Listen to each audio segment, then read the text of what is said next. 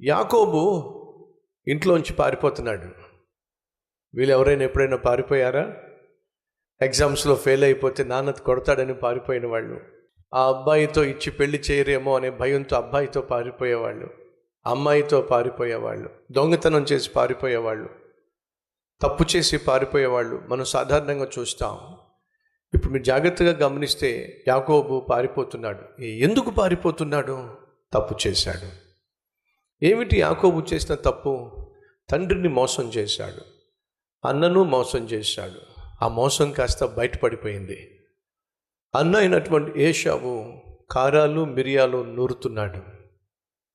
కత్తి దూసి యాకోబును చంపాలి అని చెప్పి నిర్ణయం తీసేసుకున్నాడు. తను చేసిన పాపం పండింది, తన మీదకు శిక్ష రాబోతుంది అనే భయంతో యాకోబు తన తండ్రిని, తల్లిని, ఇంటిని విడిచిపెట్టి పారిపోతున్నాడు.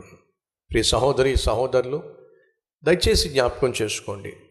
మనం తప్పు చేసినప్పుడు ఏమీ కాదులే అనే భావన, మనం మోసం చేసినప్పుడు ఎవరికీ తెలియదులే అనే ఉద్దేశం, మనం పాపం చేసినప్పుడు బయటపడదులే అనేటటువంటి భ్రమ సైతాను కల్పిస్తాడు.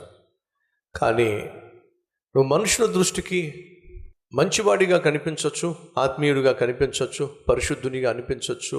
నువ్వు చేసే తప్పులేమీ బయటపడకుండా బహు జాగ్రత్తగా దాచేసేయచ్చు. కానీ దేవుని దృష్టిలో నువ్వు చేసే ఏ పాపము కూడా దాగదు అనే వాస్తవం మర్చిపోకండి. మనిషి శిక్షిస్తాడేమో అని భయపడుతున్నావు, కానీ అంతకంటే భయంకరంగా శిక్షించగలవాడు ఎవరు చెప్పండి? ప్రపంచాన్ని పరిపాలించే దేవుడు. ఆ దేవుడు శిక్షిస్తే తట్టుకోగలిగిన వాళ్ళు ఎవరండి? కాబట్టి మనం భయపడాల్సింది మనిషికి కాదు, వాస్తవంగా మనం భయపడాల్సింది దేవునికి. ఆ రోజు జరిగింది ఏమిటంటే, యాకోబు పారిపోతున్నాడు. తనకు అర్థమైపోయింది నేను చేసింది తప్పు. ఆ తప్పు వల్ల ఇప్పుడు నా వాళ్లకు నేను దూరం అయిపోయాను. మరొక విషయం, ఇస్సాకు బహు ధనవంతుడు. 26వ అధ్యాయము 12-13 వచనాలు. ఇస్సాకు ఆ దేశమందున్న వాడై విత్తనము వేసి ఆ సంవత్సరము 100 ఫలము పొందెను. యెహోవా అతనిని ఆశీర్వదించెను గనుక ఆ మనుష్యుడు గొప్పవాడాయను. అతడు మిక్కిలి గొప్పవాడు అగు వరకు క్రమముగా అభివృద్ధి పొందుచూ వచ్చెను. ఏమర్థమైంది మీకు? ఇస్సాకు బహు గొప్పవాడు, గొప్ప ఆస్తిపరుడు, ఐశ్వర్యము గలవాడు. ఆ ఇస్సాకు పుట్టినవాడే యాకోబు. అర్థం చేసుకోండి, యాకోబు ఓ ధనవంతుని కుమారుడు. యాకోబు జీవితంలో ఏ లోటు లేదు, అన్నీ అనుభవించిన వాడే, భోగభాగ్యములను పొందుకున్నవాడే. కానీ చేసిన తప్పు వల్ల ఇప్పుడు ఒంటరి కావాల్సి వచ్చింది. సహోదరి సహోదరుడా, ఈరోజు మన మధ్య ఎవరైనా ఉన్నారా? నేను చేసిన తప్పు వల్ల అందరికీ దూరం అయిపోయాను, నేను చేసిన పాపం వల్ల అందరినీ పోగొట్టుకున్నాను, నేను చేసిన మోసం బయటపడింది కాబట్టి నన్ను ఉద్యోగం నుంచి తీసేశారు. నా తప్పటడుగే, నా తప్పుడు నిర్ణయమే ఈరోజు నన్ను ఒంటరిని చేసేసింది, ఏకాకిని చేసింది. ఒకప్పుడు అన్నీ ఉన్నాయి, అందరూ ఉన్నారు, కానీ ఈరోజు అందరినీ పోగొట్టుకున్నా, అన్నీ పోగొట్టుకున్నా, అనాథగా మిగిలిపోయా. నాలాంటి వాడిని దేవుడు కనికరిస్తాడా? తప్పుడు తడకగా మిగిలిపోయిన నన్ను దేవుడు దర్శించి దీవిస్తాడా అనే ప్రశ్న మీరు వేస్తున్నట్లయితే జవాబు యాకోబే ఇస్తున్నాడు. తప్పు చేశాడు, తరమబడుతున్నాడు, పారిపోతున్నాడు. కానీ యాకోబుకు అర్థమైంది ఏమిటంటే, ఎక్కడికి వెళ్ళాలి? ప్రాణాలు గుప్పెట్లో పెట్టుకొని మరణ భయంతో పారిపోతున్నాను, ఎక్కడికి వెళ్ళాలి? నా భవిష్యత్తు ఏం కాబోతుంది? నా జీవితం ఎక్కడికి చేరబోతుంది? ఎన్నెన్నో ప్రశ్నలు. ఈరోజు మన మధ్య ఎవరైనా ఉన్నారా?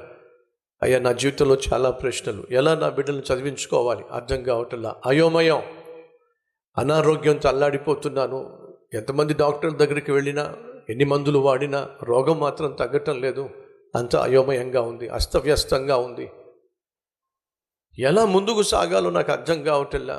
పూట ఎలా గడుస్తుందో నాకు అర్థం కావట్లా. ఉద్యోగం ప్రమాదంలో పడింది, తీసేస్తానంటున్నారు. ఎలా కుటుంబాన్ని పోషించుకోవాలో అర్థం కావట్లా. ఎగ్జామ్స్లో ఫెయిల్ అయిపోయాను, ర్యాంక్ వస్తుందని ఆశించి భంగపడిపోయాను. ఎలా భవిష్యత్తును ఎదుర్కోవాలో నాకు అర్థం కావట్లా. నా కుటుంబంలో చాలా సమస్యలు ఉన్నాయి, నా బిడ్డలతో సమస్యలు ఉన్నాయి, భర్తతో సమస్య ఉంది, భార్యతో సమస్య ఉంది, బంధువులతో సమస్య. ఏమిటో నా జీవితం అంతా సమస్యల వలయంలో చిక్కుకుపోయింది. ఎలా నేను బయటపడగలను, ఎలా మంచి భవిష్యత్తు నేను చూడగలను అనే ప్రశ్న నువ్వు కలిగి ఉన్నట్లయితే ఈ ప్రశ్నలో ఆల్మోస్ట్ యాకోబు కూడా ఉన్నాయి. నా భవిష్యత్తు ఏమిటి? అగోచరం. అటువంటి సమయంలో యాకోబుకి ఎవరు జ్ఞాపకం వచ్చారంటే దేవుడు జ్ఞాపకం వచ్చాడు.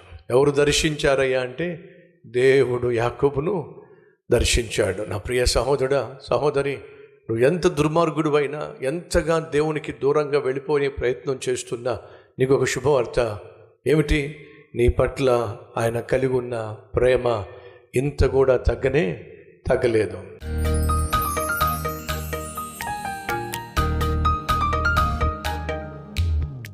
మహాపరిశుద్ధుడు అయిన ప్రేమ కలిగిన తండ్రి, కృతజ్ఞత అనగా మేము పొందుకున్న దానికి తిరిగి మేము నీకు కనపరిచే నాయన తత్వమే కృతజ్ఞత. యాకోబు వలె ప్రభువా, నువ్వు నాకు ఇచ్చే ప్రతి దానిలో 10వ వంతు నీకు తిరిగి చేస్తానయ్యా. ఇది గొప్ప గొప్ప ఆత్మీయులు పొందుకున్న వాటిని బట్టి తిరిగి ప్రతిస్పందించిన విధానం నాయన. కేవలం పొందుకొని మర్చిపోవడం కృతజ్ఞత కాదు, పొందుకొని కృతజ్ఞతతో తిరిగి ఇవ్వడం ఆశీర్వాదం. మేము నీకు ఇచ్చేదే దీవించబడుతుంది, గుర్తించబడుతుంది, బహుగా హెచ్చించబడుతుంది. ఈ వాస్తవాన్ని గ్రహించి ఇది మొదలుకొని నాయన అన్ని విషయాల్లో మేము కృతజ్ఞత కలిగి జీవించే భాగ్యాన్ని ఇవ్వమని యేసు నామం పేరట వేడుకుంటున్నాం తండ్రి. ఆమెన్.